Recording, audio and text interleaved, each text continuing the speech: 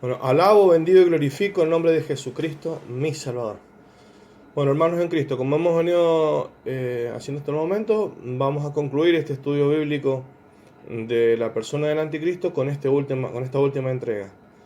Y vamos a proceder directamente a cómo va a ser la caída, el auge, digamos, primero el auge de él y luego su caída. Y esto lo podemos encontrar en el libro de Daniel en el capítulo 11, donde habla de dos reyes, uno rey del norte y después el rey del sur, y después este rey del norte, que es de quien se trata, eh, dice que cae, y en lugar de ese rey del norte se va a levantar un rey que vendría siendo el anticristo. Fíjese cómo dice acá. Dice, afirmará luego su rostro en Daniel 11, verso 17.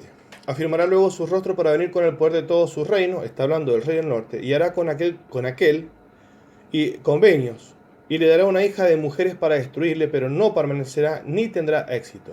Volverá después su rostro a las costas y tomará muchas, mas un príncipe hará cesar su afrenta y aún hará volver sobre él su oprobio.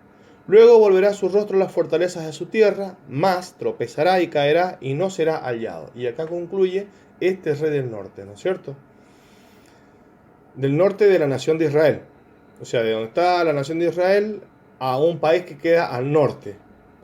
Y se levantará en su lugar, de ese rey del norte, se levantará en su lugar uno que hará pasar un cobrador de tributos por la gloria del reino. Pero en pocos días será quebrantado, aunque no en ira ni en batalla.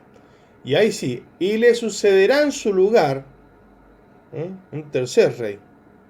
Y le sucederá en su lugar un hombre despreciable, al cual no darán la honra del reino, pero vendrá sin aviso y tomará el reino con halagos, aparecerá de la nada.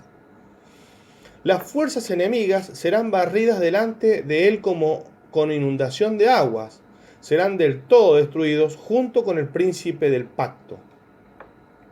Y después del pacto con él, engañará y subirá, y saldrá vencedor con poca gente. El príncipe del pacto se debe referir a quien esté como sumo sacerdote en Israel en esos días.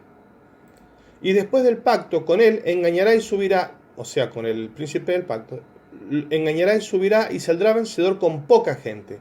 Estando la provincia en paz y en abundancia, entrará y hará lo que no hicieron sus padres ni los padres de sus padres. Botín, despojos y riquezas repartirá a sus soldados y contra las fortalezas formará sus designios. Y esto por un tiempo. Y despertará sus fuerzas y su ardor contra el rey del sur con gran ejército, y el rey del sur se empeñará en la guerra con grande y muy fuerte ejército, mas no prevalecerá, porque le harán traición. Aun los que coman de sus manjares le quebrantarán y su ejército será destruido y caerán muchos muertos. Del rey del sur, que probablemente sea de la península arábiga. El corazón de estos dos reyes será para hacer mal, y en una misma mesa hablarán mentira, mas no servirá de nada porque el plazo aún no habrá llegado. Y volverá a su tierra con gran riqueza, y su corazón será contra el pacto santo, hará su voluntad y volverá a su tierra. O sea que la tierra de Israel no es su tierra. Al tiempo señalado volverá al sur, mas no será la postrera venida como la primera, porque vendrán contra él naves de Quitim, o sea de Chipre, y él se contristará y volverá, y se enojará contra el pacto santo y hará según su voluntad. Volverá, pues, y se entenderá con los que abandonen el pacto santo, con los de la nación de Israel que abandonen el pacto santo. Y se levantarán de su parte tropas que profanarán el santuario y la fortaleza, y quitarán el continuo sacrificio y pondrán la abominación desoladora. Y el rey hará su voluntad, verso 36, y se ensoberbecerá y se engrandecerá sobre todo Dios. Fíjese que este Dios está con minúscula, así que se refiere no solamente a Dios nuestro Señor Jesucristo, sino contra todas las religiones. Y contra el Dios de los dioses, acá sí está con mayúscula, hablará maravillas. Esas maravillas son ofensivas, por supuesto. Y prosperará hasta que sea consumada la ira, porque lo determinado se cumplirá. Del Dios de sus padres no hará caso. Este padres puede significar también sus ancestros, en este caso. Ya lo vamos a comparar con la otra versión. No hará caso ni del amor de las mujeres, ni respetará a Dios alguno, porque sobre todo se engrandecerá, mas honrará en su lugar al Dios de las fortalezas, Dios que sus padres no conocieron. Lo honrará con oro y plata, con piedras preciosas y con cosas de gran precio. Con un Dios ajeno, es decir, que no es el Dios de su familia, digamos. Entendamos que la familia humana que tiene es la madre, nada más, porque sabemos que el padre del anticristo es el mismo diablo. Será de fortalezas más inexpugnables y colmará de honores a los que le reconozcan, y por precio repartirá la tierra. Pero al cabo del tiempo el rey del sur contenderá con él, y el rey del norte se levantará contra él, contra el rey del sur, como una tempestad con carros y gente de a caballo y muchas naves, y entrará por las tierras, se inundará y pasará. Entrará a la tierra gloriosa, o sea, Israel, y muchas provincias caerán, mas éstas escaparán de su mano, Edom y Moab, o sea, lo que ahora es Jordania. Y la mayoría de los hijos de Amón extenderá su mano contra las tierras, y no escapará el país de Egipto, y se apoderará de los tesoros de oro y plata y de todas las cosas preciosas de Egipto, y los de Libia y de Etiopía le seguirán. Pero noticias del oriente y del norte lo atemorizarán, y saldrá con gran ira para destruir y matar a muchos, y plantará las tiendas de su palacio entre los mares y el monte glorioso y santo, mas llegará a su fin y no tendrá quien le ayude. O sea, visto es que va a ser un hombre que va a estar envuelto en guerras permanentemente, y además de estar envuelto en guerra, va a estar siempre victorioso.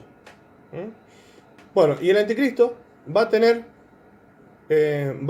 quien le denuncie en esos días, porque como dijimos, la iglesia va a ser barrida en su totalidad. Los que se queden en el arrebatamiento van a ser perseguidos y ejecutados en su totalidad, los que no acepten ponerse la marca a la bestia. Pero van a haber quienes aparentan ser de la iglesia, y sí van a ser quienes se van a poner la marca de la bestia, que son los de la última iglesia que están en las cartas a las diferentes iglesias. Quienes van a estar en su lugar y que le van a denunciar permanentemente y le van a hacer obstáculo permanentemente a esta persona son los dos testigos, a quienes él también va a vencer. Y fíjese lo que dice en Apocalipsis 11. Dice, del verso 3, y daré a mis dos testigos que profeticen por 1260 días vestidos de cilicio, es decir, 3 años y medio. Estos testigos son los dos olivos y los dos candeleros que están en pie delante del Dios de la tierra, Dios con mayúscula. Si alguno quiere dañarlos, sale fuego de la boca de ellos y devora a sus enemigos, y si alguno quiere hacerles daño, debe morir él de la misma manera. Estos tienen poder para cerrar el cielo a fin de que no lluevan los días de su profecía, y tienen poder sobre las aguas para convertirlas en sangre, y para herir la tierra con toda plaga cuantas veces quieran. Cuando hayan acabado su testimonio, la bestia que sube del abismo hará guerra contra ellos y los vencerá y los matará, y sus cadáveres estarán en la plaza de la grande ciudad que en sentido espiritual se llama Sodoma y Egipto, donde también nuestro Señor fue crucificado. Y los de los pueblos, tribus, lenguas y naciones verán sus cadáveres por 3 días y medio, y no permitirán que sean sepultados. Y los moradores de la tierra se regocijarán sobre ellos, y se alegrarán, y se enviarán regalos unos a otros, porque estos dos profetas habían atormentado a los moradores de la tierra. Pero después de 3 días y medio, entró en ellos el espíritu de vida enviado por Dios, y se levantaron sobre sus pies, y cayó gran temor sobre los que los vieron. Y oyeron una gran voz en el cielo, que les decía, subid acá. O sea, resucitaron. Y subieron al cielo en una nube, y sus enemigos los vieron. En aquella hora hubo un gran terremoto, y la 10ª parte de la ciudad se derrumbó, y por el terremoto murieron en número de 7.000 hombres, y los demás se aterrorizaron y dieron gloria a Dios del cielo. Entonces, como podemos ver, que los dos testigos le van a hacer mucha resistencia mientras ellos estén durante 3 años y medio. Pero al cabo de 3 años y medio van a ser, conforme a lo que Dios ha dispuesto, que sean vencidos por el anticristo, no por otra persona, sino solamente por el anticristo. Y todos se van a maravillar de que el anticristo por fin los venció a estos dos testigos, pero al cabo de 3 días y medio van a resucitar a la vista de todos. ¿Qué va a suceder entonces? Que es en ese momento cuando él se va a vanagloriar, y es cuando va a poner la abominación desoladora, que es la que dice acá. Acá donde dice, ve en Daniel 11, donde dice, al tiempo señalado volverá al sur, mas no será la postrera venida como la primera, porque vendrán contra él naves de Quitim, Fíjese, y se levantarán de su parte tropas que profanarán el santuario y la fortaleza y quitarán el continuo sacrificio y pondrán la abominación desoladora. Es decir, que una vez que el anticristo venza a los dos testigos, va a poner lo que se llama la abominación desoladora. ¿En qué consiste la abominación desoladora? Bueno, justamente es en lo que sigue después. Del Dios de sus padres no hará caso, ni del amor de las mujeres, ni respetará a Dios alguno, porque sobre todo se engrandecerá, mas honrará en su lugar al Dios de las fortalezas, dioses que sus padres no conocieron. Lo honrará con oro y plata, o sea, a Satanás. Con un Dios ajeno será de las fortalezas más inexpugnable y colmará de honor a los que les reconozcan, y por precios repartirá la tierra. En el medio, fíjese, que después de que todo esto, dice, llegará a su fin y no tendrá quien le ayude. En el medio, esto es un detalle muy importante, que en el medio, el anticristo va a traicionar a su padre el diablo y a quien le dio las fortalezas. Y eso está acá en Isaías 33. Acordémonos lo que dijimos en capítulos anteriores, de que la persona del anticristo está poseída por un espíritu, un espíritu inmundo que está prisionero, en este momento está prisionero en el abismo, y que va a ser soltado por Satanás debido a, deduciendo de lo que dicen en todo el texto bíblico, de que él tiene como una especie de comodín en el cual se le ha permitido sacar por una sola vez y por un tiempo determinado a un solo prisionero del abismo, y va a sacar a ese, a que es el rey de las langostas, esas que salen en el libro de Apocalipsis, que es el Abadón, y que le dice Apoliones en griego, ¿no es cierto? Ese espíritu que va a estar poseyendo demoníacamente al anticristo, que no tiene espíritu propio, ¿cierto? ¿Qué pasó? Que en el medio de todo eso y su final, él va a traicionar al diablo.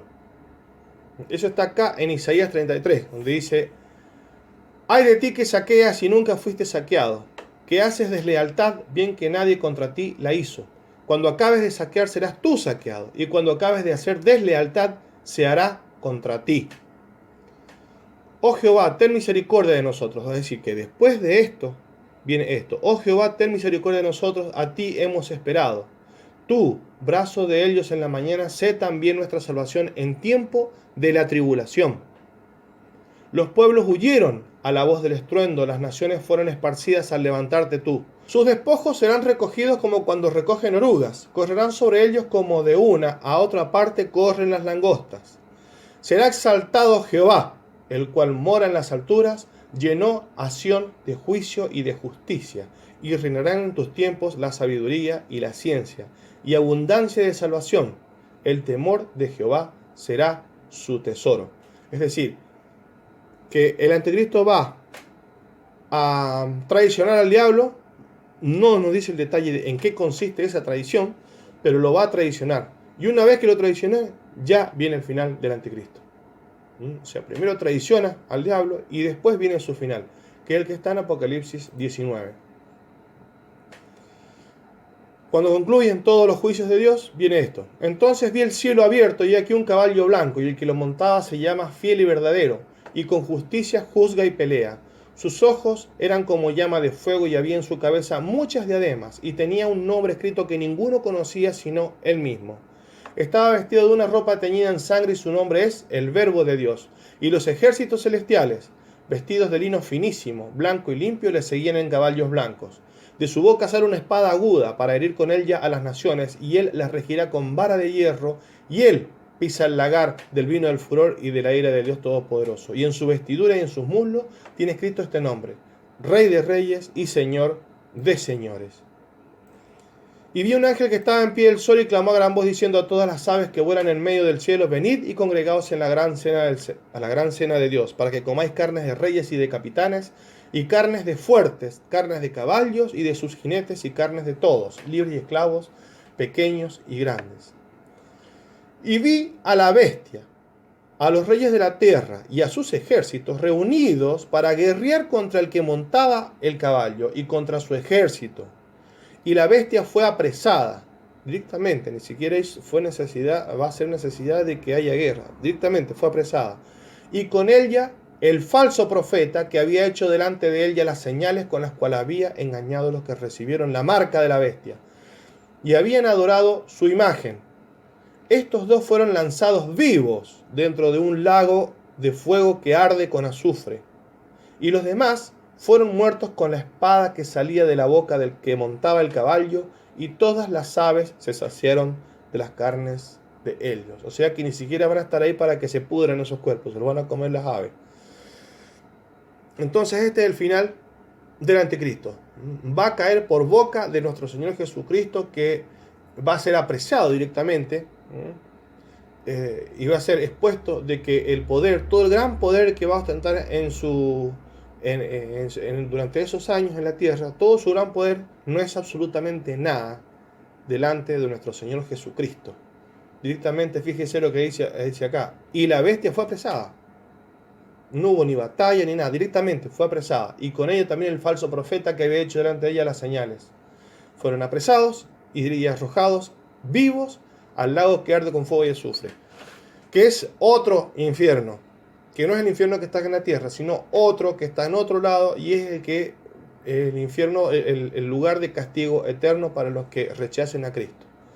Así que bueno, hermanos en Cristo, este es el apogeo y el final de este individuo, de esta manera que cae ante nuestro Señor Jesucristo, no sin antes traicionar a su padre el diablo, a quien va a traicionar. No se nos da el detalle cómo lo va a traicionar a su padre el diablo, y al final va a caer delante de nuestro Señor Jesucristo al final de los 7 años que le restan a la nación de Israel para ser purificado, la nación de Israel.